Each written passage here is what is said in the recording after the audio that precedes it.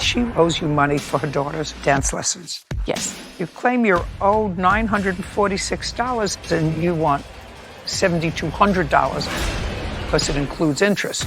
I try to be kind to people. That's not being kind. Court coming to order. All rise. Have a seat, please. Hello, Judge. Case 2086, Renner versus Velasquez. Thank you. You're welcome. Miss Renner, you run a dance studio. I do. How long have you had it? 30 years. And what age children do you teach? We have a Mommy and Me class, which starts at 18 months, and our oldest student is 19 years old. And Miss Velasquez has a daughter.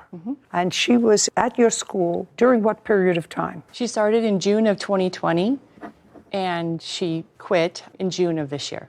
Your lawsuit is simple. You claim that Miss Velasquez owes you money for her daughter's dance lessons. Yes. The defendant actually disavows owing you any money. She said that you actually behaved in a mean-spirited way in not allowing her daughter to finish her recital. So I'm trying to think back to my days when I was 6 and 7. And if I remember correctly, the name of the school that I went to, and I know that this is not something that everybody is breathless to hear about, but I haven't had one of these cases. And I was thinking back to Miss Nottage, who had a dancing school in her home on Parkside Avenue in Brooklyn. And I do remember that you took classes I took toe, tap, ballet, and acrobatics, which was not my strong suit. Any of them, none of them were my strong suit. Father always said that I should sue the city because they built the sidewalk too close to my behind because my legs are short. So being a ballerina was really not physically possible for me, but in my mind, I thought I was a ballerina. Anyway, as do most little girls, I assume. So you worked during the year, and at the end of the year of your dance class, I remember you gave a recital. Everybody got all excited and dressed for the recital. I assume that's what happens in your class. Yes, that's a yes. Yes. Did you have a contract with Miss Velasquez? I have a registration form which acknowledges receipt of studio policies. Well, policies is not a contract, but I'll take a look at it anyway. The question is, do you have a signed contract with her? No. Okay. May I take a look at that?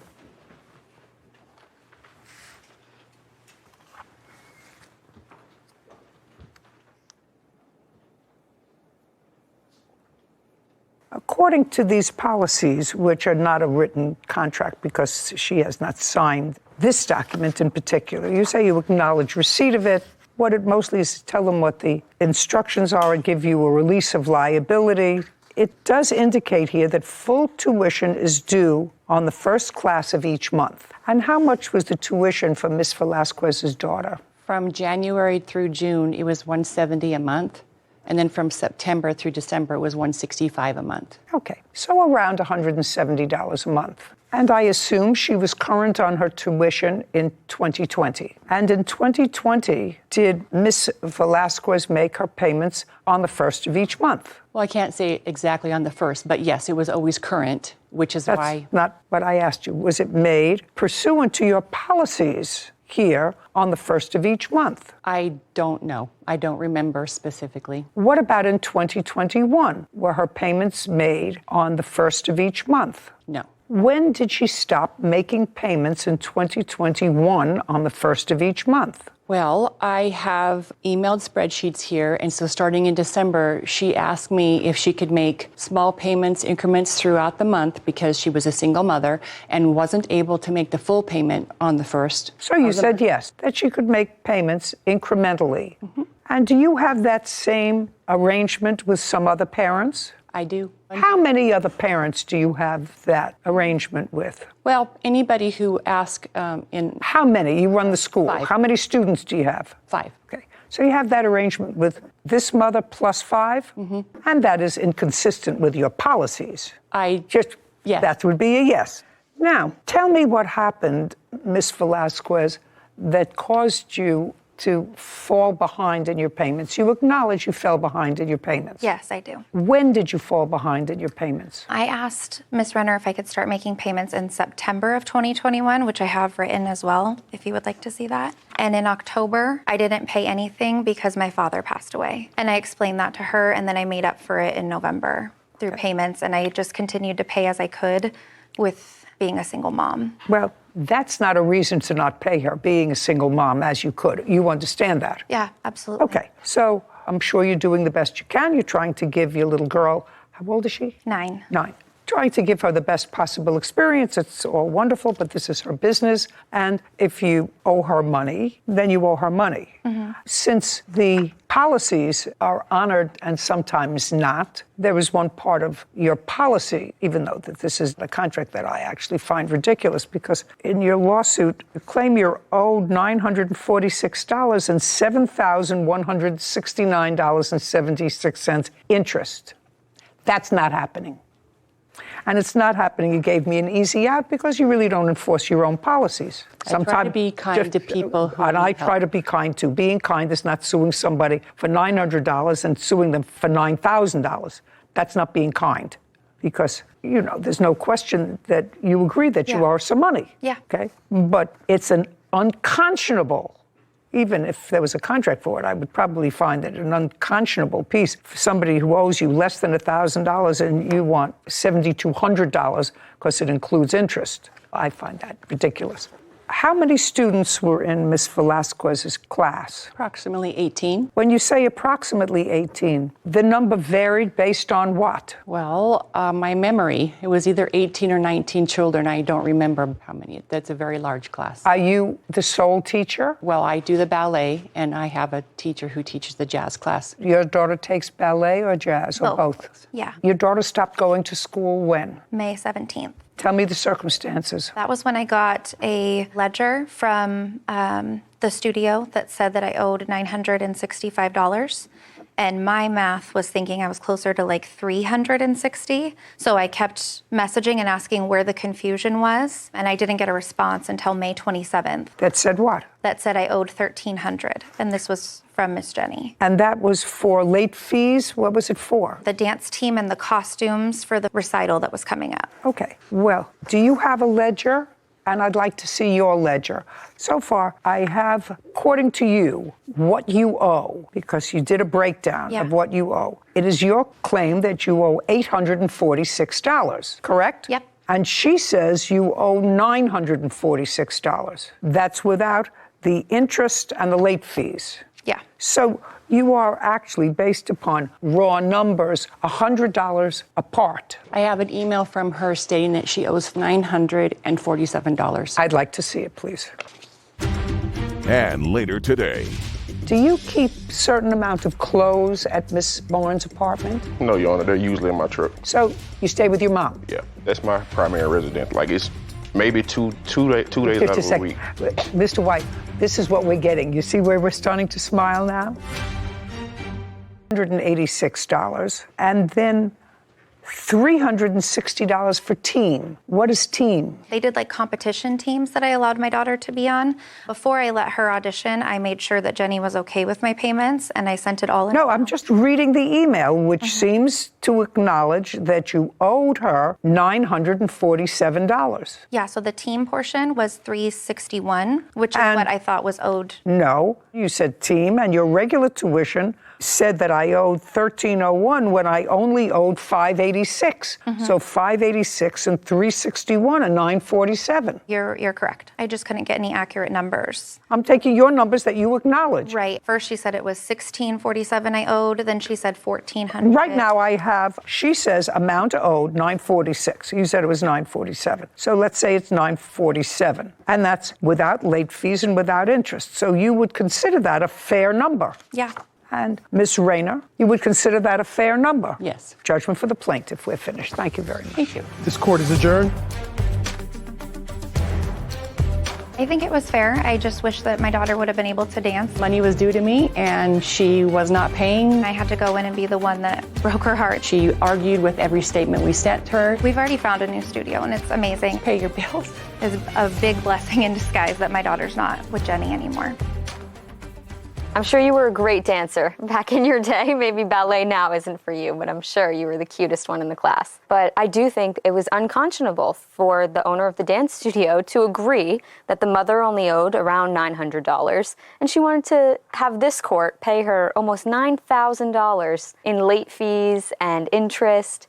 I mean, I think it's just unconscionable. It was a good shot. You know, usually when you do a contract, a formal contract. Contracts usually say if any part of this contract is found to be either unconscionable or illegal, the remainder of the contract remains in full force and effect.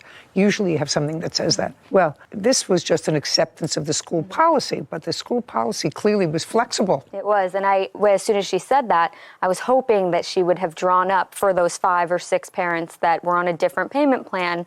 I would have hoped that she, as a business owner, would have drawn up something mimicking a contract with them to show what their agreement was. Memorialize that agreement. Because as you said, well, if you're flexible on this point and that point, why are you not flexible on the interest that you... interest point, exactly. which sounded unconscionable. It did. Anyway, I really, Sarah, remember those dance classes and crossing Parkside Avenue to go to Miss Nottage's studio. The thing that I remember most about it was the acrobatics class. I swear they had something strung up that looked like a torture chamber. It was strung up from the ceilings and you were put in a harness. You started from one end of the room and when you got to the minute, she pulled you up on a pulley and you were supposed to do a somersault. And I remember I couldn't get off the ground. My little chubby legs were flailing. And I couldn't get my behind over the rest of my body. Listen, I'm not a dancer either. Then I started thinking about law school. Yeah, I think that's a good career path. Right. Case 2088, Jenkins versus Barnes. All parties, please step forward. Fenshia Jenkins is suing her former roommate, Victoria Barnes, for rent and a security deposit. Miss Jenkins, you were a short-term roommate of the defendants. Yes, ma'am. She put an ad on the internet. Yes, it was in a Facebook group. I was referred by my college. It was for subleasing, rentals, apartments, of that sort. A room? Yes. Do you have a copy of the ad? I actually do. I would love to take a look at it. No problem. What college do you go to? University of Alabama at Birmingham.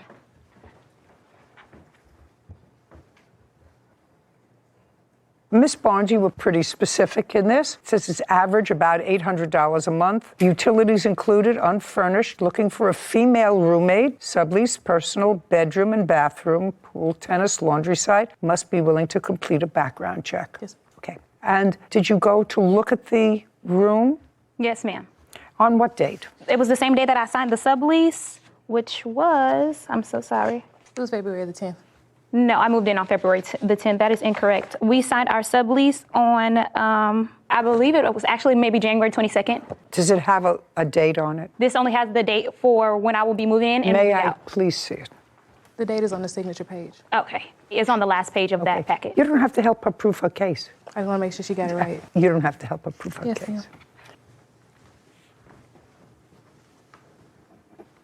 Well, who crossed this out? It says subleasee is one of, first it said one, that's crossed out, and then it said 2 total tenants occupying the premises. I did cross that out because it is 2 of us.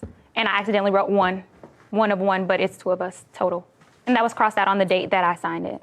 Is that correct? Yes, it was quite a few pages on there. So it was agreed that there would only be the 2 of you occupying the premises. Not completely correct. That's what it says, that there would be 2 people Yes, ma'am. occupying the premises. Am I correct? In the initial agreement, I made it clear that...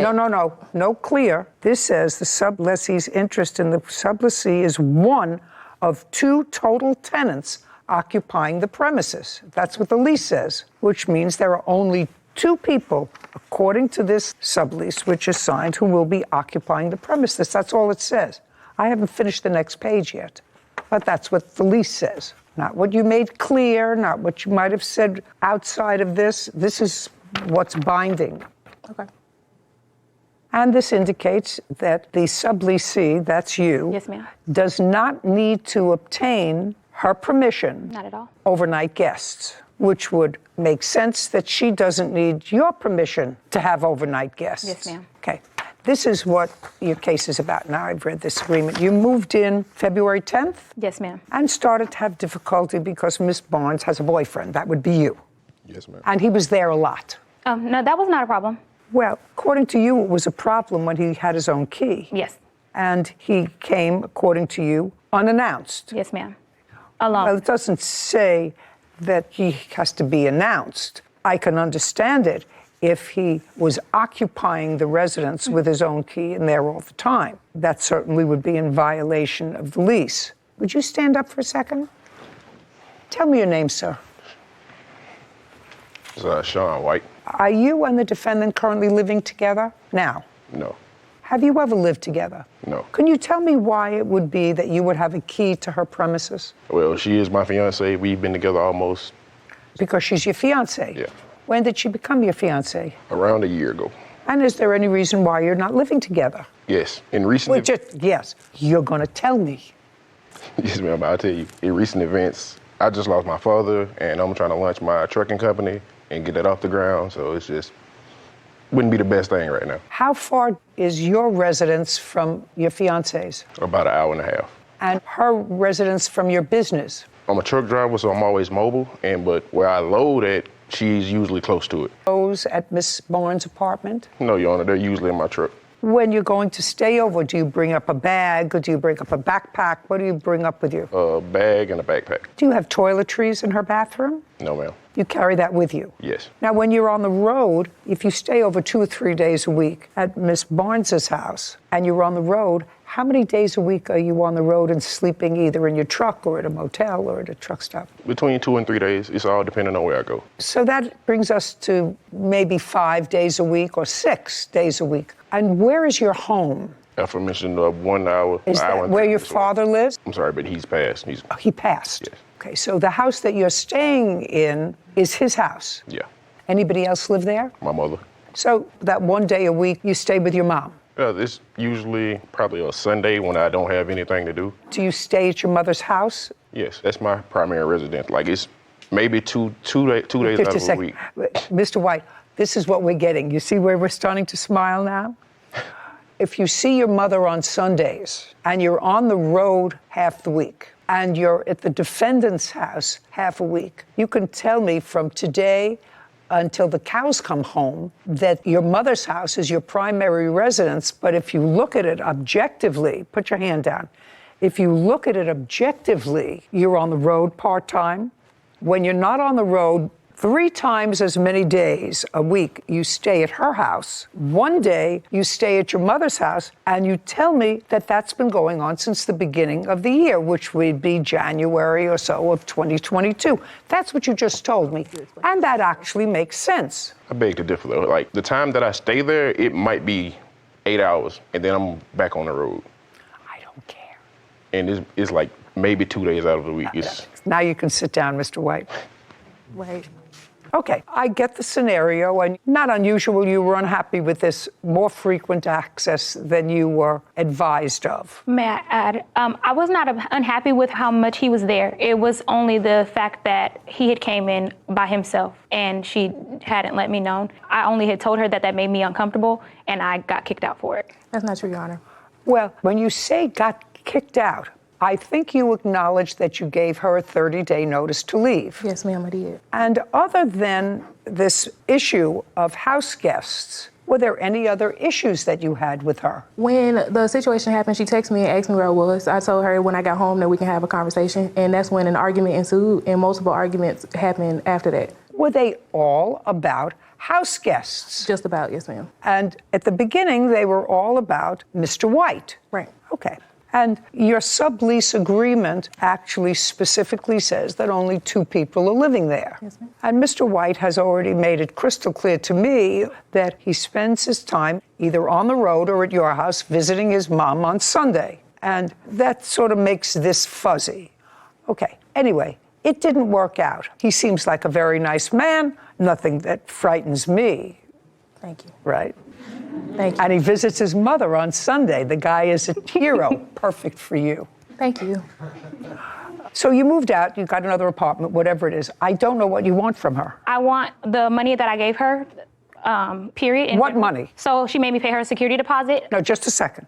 Yes, ma'am. Security deposit. Yes. Fine. Did you get your security No, ma'am. deposit back? Absolutely not. How much was your security deposit? $350. Okay. Did you return her security deposit? No, ma'am. Okay. You have to return her security deposit. Well, being as though she left the room damaged, I didn't feel like I needed to. You have photographs of the damage? I have stained carpets. Just a second. Do you have photographs of the damage? No, ma'am. Good. $350. She gets her security deposit back. Yes, ma'am. What's next? The remainder of the rent for the month that I moved out, which I moved out within. Just a second. Yes. Did you pay her March's rent? Yes, ma'am. You did? Yes, ma'am. Okay. You paid that the beginning of the month? Yes, ma'am. Okay. And how much did you pay her? $630. Incorrect. Clearly paid you February's rent when she moved in. Yes, ma'am. Did she pay you March's rent? So she gave me. That's either a yes or a no. If she paid you March's rent, did you get 2 months' rent from the plaintiff? Yes, I did. Okay. And she moved out. Can I explain why I don't feel like I'm entitled to give her the money back? Because the apartment complex, when we got into the initial argument and I was made aware of the slander and the allegations that she was portraying against Sean and myself, I was told that being as though I made it legal on paper that she has 30 days to the resident, that she would still access to my apartment for the remainder of the month of March until the 17th of April. And also Sean has seen her sending people to my house, her coming in and out of my house when I was at work, supposedly gathering her things, but my personal belongings came up missing. Oh, and she had access Hold to on it. 1 second. After March 17th, did you have any property in the apartment? Just be very careful what you say to me. After March 17th, you say you physically left the apartment. Did you have any property there? That's either a yes or a no. May I confirm the date so I just don't Yes. give you false information? Okay, thank Yes. you. So the very last day that I was there was March 22nd. Shh. You keep doing that. You keep doing that. I'm sorry. Okay, good. Okay, so the very last day that I was there was on, I believe, March 20th. Oh, then you owe for the month of March. Then you get your security deposit back, $350. We're finished. Thank you very much. But that's all, Judge. What? That's what she gets, her security deposit back. That's it. She gets her security back. Doesn't get rent, doesn't get moving costs, doesn't get damages. She gets her security deposit back. Goodbye. Have a happy life. Have a nice day. This court is adjourned. I really just thought that everything was fairly normal until just the conversation about me A security deposit is the least of my concerns because I don't owe her rent. expressing my discomfort with her boyfriend being in the house alone with me. For her to even mention him harming her in any type of way is not only offensive, but it's disrespectful. It wasn't like, he was my personal friend or I met him anywhere else. I met him through her, so I just didn't want to be home alone with him. Honestly, it's outrageous. The implicate that I do anything to her is beyond me. My safety does come first. I put me first. I gotta put me first. I wish her nothing but the best away from me. I thought that the fiancé was absolutely charming. I did too. I thought he was such a nice guy. Visits his mom on Sundays, has a job. Hard-working, regular, stayed home while his dad was ill. Really a nice guy. But it was clear that he may say my primary residence is with his mother, but that's a visit on Sunday. When he can, he stays with his fiancée in the house. Clearly that was not part of the lease, but forget about that, Sarah. She's a tough broad. Oh, a little bit of an attitude. She had a little bit of an attitude. So I don't know. It's always the nice guys that end up with somebody with women with the attitude. He's got to watch his P's and Q's. Oh, yeah. Anyway, I'm glad they're happy, and I'm glad that they're together in their apartment, which is probably... Show me where she called you a drug addict. What she said was a lie. You can laugh all you want. You're going to answer my question. I was framed. May I talk to her for a minute? You're welcome. Ms. Horn, it is your allegation that the defendant, for whom you worked for a relatively short period of time, owes you some wages. Yes, ma'am. And in addition to owing you wages, you are suing her because you claim she defamed you by calling you a drug addict. And she went to my board telling them that I did other acts. Well, you can't tell me what she told anybody else because that's hearsay. Could I give you the evidence? No, you have to wait until I'm finished. Okay. That's your claim, that she owes you money for wages that you weren't compensated for and that she defamed you. The defendant says that you were an hourly employee. You were, in fact, paid for the hours that you worked. I assume that you are claiming that she paid for the hours that she worked. She has a counterclaim, and her counterclaim is that after you separated, parted company, you posted some very damaging and defamatory comments on the internet about her organization. So why don't we start with you, Ms. Stewart, and tell me what kind of an organization you have. Your Honor, what we do is that we provide opportunities for people who have substance abuse, behavior health, who may need education services such as getting their GED. We do skills training. We have employers that will staff them as well. And we also provide substance abuse and behavior health services. Is it a 501c3 organization? No, we are a for-profit company as a corporation. And how many employees do you have? We currently have 7 employees. And when did Ms. Horn come to work for you, and what was she hired to do? She was hired as the clinical director, and she started on July 21st, 2022. Okay, before I go to Ms. Horn, I want you to tell me, what special training did you have, or is it required to have? You're the director of this? I'm the VP of operations. Okay. Is there any special training that you had? Besides having the master's in accounting, I have my own accounting firm. Okay, so you have a master's in accounting, yes, and you have your own firm. Yes. Okay, and you do operations Yes. for this. Okay, and Ms. Horn, I'd like you to tell me what your educational background. You were hired as the clinical director. Yes, ma'am. So tell me about your educational background. I've been in the field for 15 years. I have a master's in counseling psychology. I have my LPC, which is an independent licensure. And so when she wanted to do illegal practices... No. You're getting ahead of yourself, Ms. Horn. Yes, ma'am. Did you answer an ad? Yes, ma'am. I went for the interview, and when I showed up for the interview, she told me that I could not oversee the clinicians, BHTs, and case managers, and that I could not sign off on notes because I had an LPC. I got the board on the phone that day, and You're getting far ahead of yourself, Ms. Horn, and I'm just telling you, who is this person? My dad, Your Honor. Okay, I'm just telling you that what you're doing is, by not just answering my questions, you're not serving your cause well. Yes, ma'am. Do you understand? Yes, ma'am. Okay. Don't tell me what she told you she couldn't do. You started working for her on what date? The date that I actually started working for her was July 27th, 2022. And were you an hourly employee? No, I was a salary employee. Could I show you? Yes. Thank you, Your Honor. Sarah, would you bring up a July calendar for me? I want to see the days in July. I have it. Okay, so this was an offer, and it was a pretty nice job. Paid on a bi-weekly basis, $115,000 a year, with an increase the following year. The work offer was contingent upon a background check. Yes, ma'am. A drug test. Yes, ma'am. Participation in training, and any other safety measurements for staffing. So between July 21st and July 27th, when you started, was a background check completed? It was completed. That's all I wanted to know. Was completed. Was a drug test completed? Yes, Not ma'am. before she started. No. Just a second. Between July 21st and July 27th was a drug test conducted. Yes, ma'am. It was conducted, but on the 28th, her drug test was done on the 28th of July, after she had started. Okay, so you took it on the 28th. Yes, ma'am. I need from the 27th to August 3rd. Yeah, the 27th was a Wednesday. Yes. August 3rd was the following Wednesday. Okay, so she worked Wednesday, Thursday, and Friday. And then the following Monday and Tuesday. The 3rd No, would ma'am. be that Wednesday. 5 days. No, ma'am. Monday, Tuesday, Wednesday, and Thursday of the last week. Her grand opening was the Thursday of that week that I quit. And what she is talking about, I talked about at the beginning before I took the drug test, and they said that it was no problem. I take medication that's prescribed by doctors, and I have proof that I take medication by doctors, and I'm not a drug addict. Well, I don't want to get into what medication that you take that's prescribed by doctors. I would assume that we're not talking about blood pressure medication, and we're not talking about medication for migraines, and we're not talking about stuff to take care of rashes on your arm. No, ma'am. Okay. So let's say you worked there for 6 days.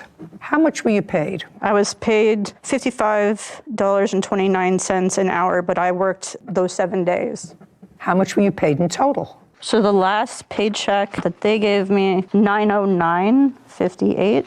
May I see it? Yes, ma'am. And I want to send up, I think I have the credit card because she had owed me money.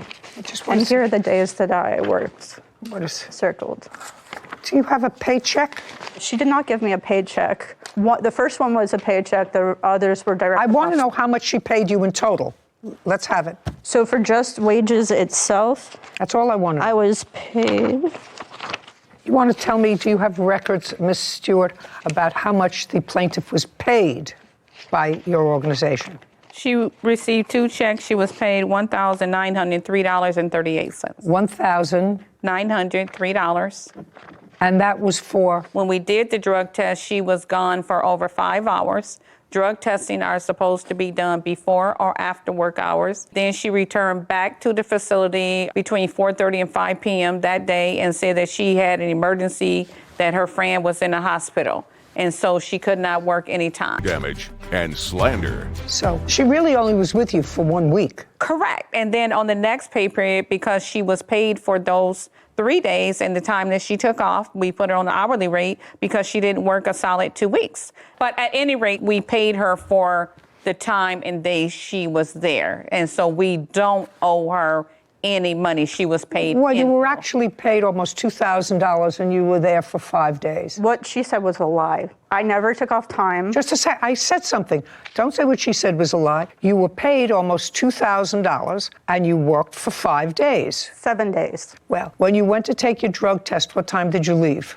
Well, the other person... Just what time did you leave? I did not leave from anything. I did it on my own before I started. So is what you're telling me that the defendant was incorrect when she said that you were gone from the facility? Yes, ma'am. Okay. Do you have anything to support that she was gone for 4 hours? Ma'am, she was gone for half the day because that's when she ran into my office and said, hey, there's some stuff that's going to show up. Will I be fired?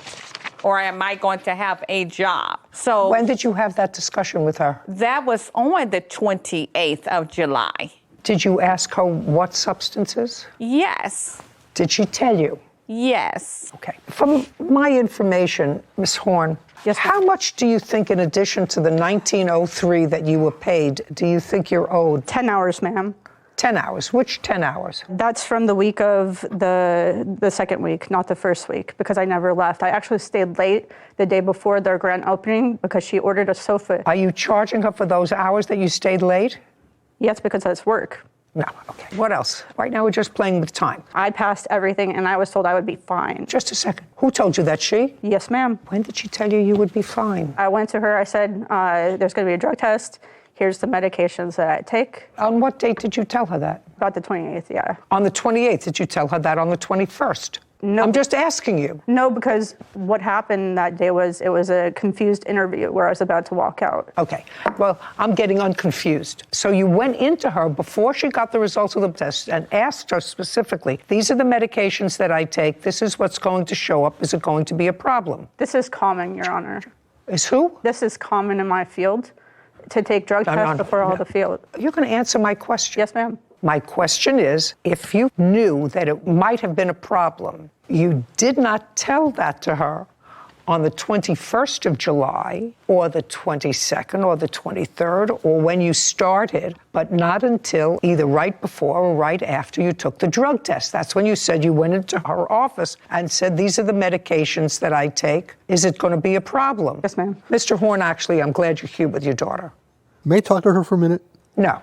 Okay. You may not talk to her. Could I show you a picture of the inside of the facility of what happened in that facility, please? No. You left. And Yes, I ma'am. find that the records are so actually, you don't have records, unless that's something that you want to show me. You wanted to show me something about your employment hours?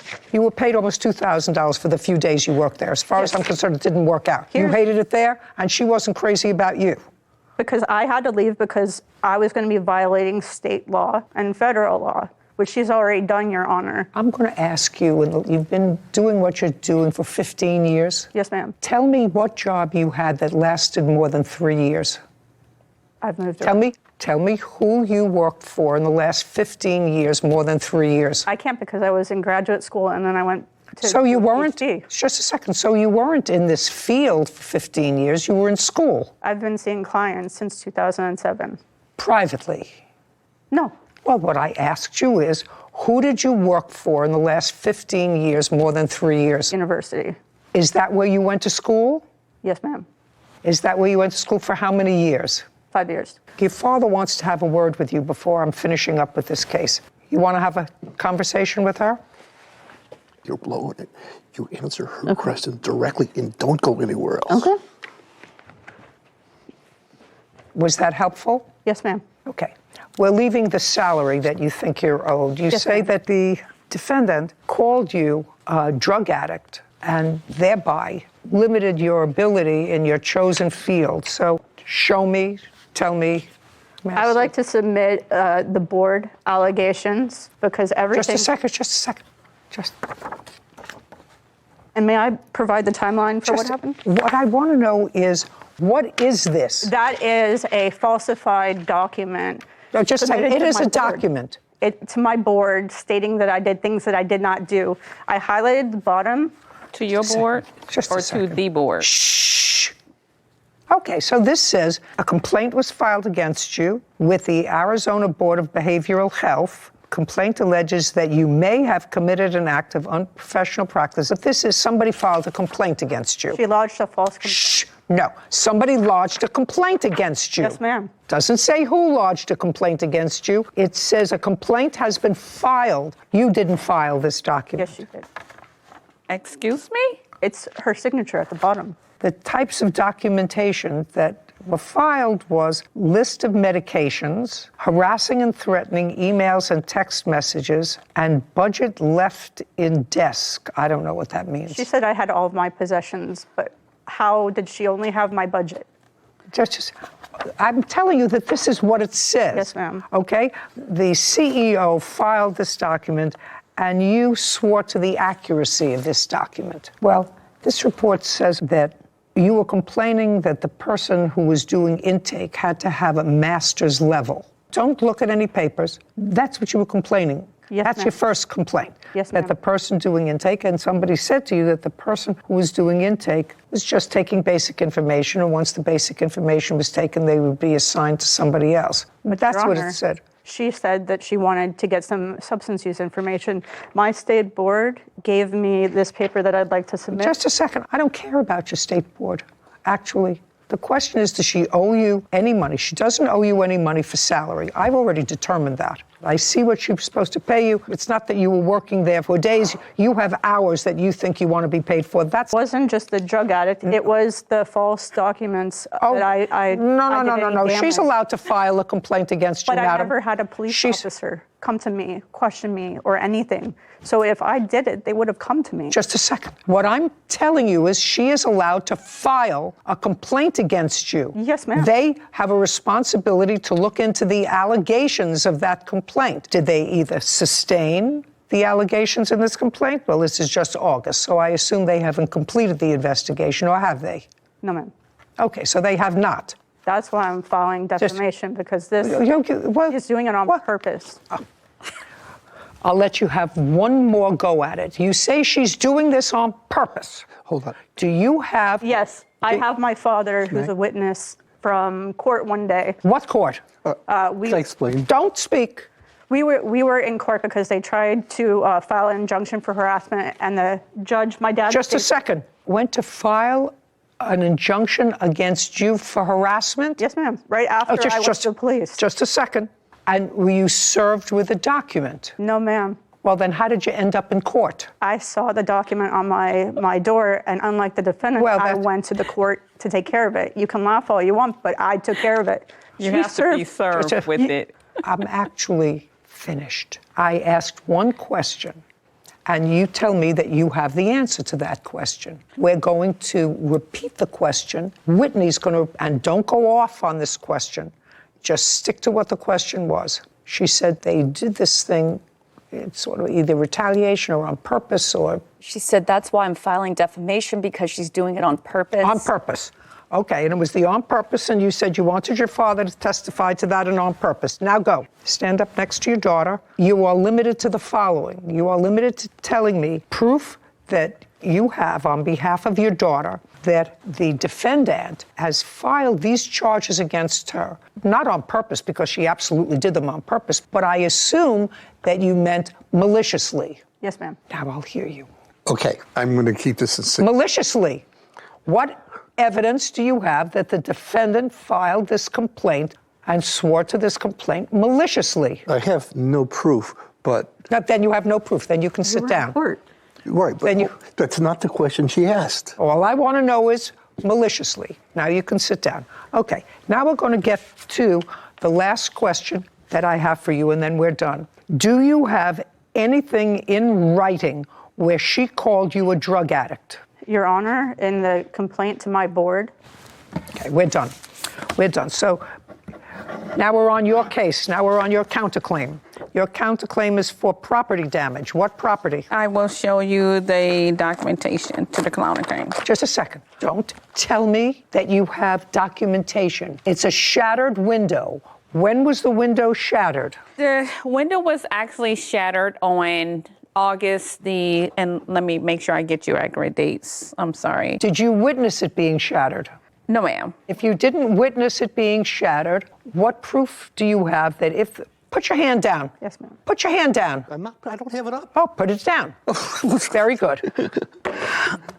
Better. We don't have witness. If you don't have witness, then you don't have proof. Okay. Any other property damage? Shattered window? Anything else? It was a broke lock. The day that she was, can I say this? No. I'm very easy. No, I'm saying the day that she came out to and sent the police to our facility on a Saturday, the lock, I saw her leaving that day, and our lock was broken off of our gate. All I want to know is, did anyone witness her either? No. Then the answer is no. Do you have any security footage of her? I do. Put your hand down. She said she had. Put your hand down. You're going to see the video. No. Not the video. She stated in a document she had video of it. Just a second. Oh, gosh. I don't think you understand the court process.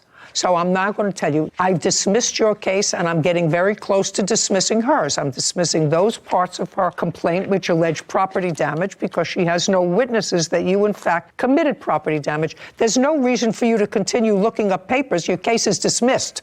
Do you understand? Yes, ma'am. It's about very clearly. Now, the last part of this case has to do with the defendant's allegation that you, in fact, defamed her organization. I'd like to see in writing what you have to prove to me that the plaintiff defamed your organization. Yes, I want you to... I didn't ask you for anything. Now it's her proof. Do you understand? What I'm telling you, Ms. Horn, is your behavior is a little off. I'm telling you. Because I was framed. Just a second. Your behavior is off. And I've told you why. I've given you specific reasons why. You had two parts of your complaint. One is for wages, which I dismissed, and the other one for calling you a drug addict, which you could not prove. No. You're not hearing me. I asked you for proof that she called you a drug addict. You didn't have it. Now, proof that she defamed your organization. May I have it, Kevin? This is from her and her father. And just a second. Her father isn't a party to this action. Can I speak to the counterclaim? Because I have proof from her. Sure. Her text. It's her text. This is from him. I'm not interested in anything from him. Sue him if he said nasty things to you. Your Honor, it's just not nasty things. This all came about because of everything that Sherna has done, and she doesn't realize is that... Listen to me. Yes. None of this comes from her. She's on it. Her name is on there. I don't care whether her name is on it. None of this comes from her. They CC'd her. This is proof. Put everything away. Put all your papers away. I'm not coming back to you unless I, in fact, see that there's any validity towards her counterclaim. Then I'll come back to you. Right now, your claim is dismissed. Both counts of your claim is dismissed. I've dismissed her claims for shattered window and a broken lock. And these emails do not represent any form of defamation. If you have nothing else, your claim for defamation is dismissed. Do you have anything else? The answer is yes or no. No, Your No. Honor. We're done. Thank you. Bye. This court is adjourned. Thank you. Our facility and myself have done nothing wrong. I think I got flustered, which is fair. We're doing everything according to the Arizona State Board and laws. I actually thought that they paid her. She complained that she hadn't gotten her second paycheck. If you look at the documents say that they went right in and bookkeeping corrected that and sent her out the second paycheck. So that was nonsense. And there was absolutely zero proof that they called her a drug addict. Except for in a valid document that they filed, which they have a right to do. It wasn't the type of slander we usually see where it's plastered on the internet or anything like that. And certainly the defendant didn't present any proof other than some nasty emails back and forth by her father. maybe he's just being a supportive parent. Anyway, I hope she finds a job that's comfortable for her and some peace.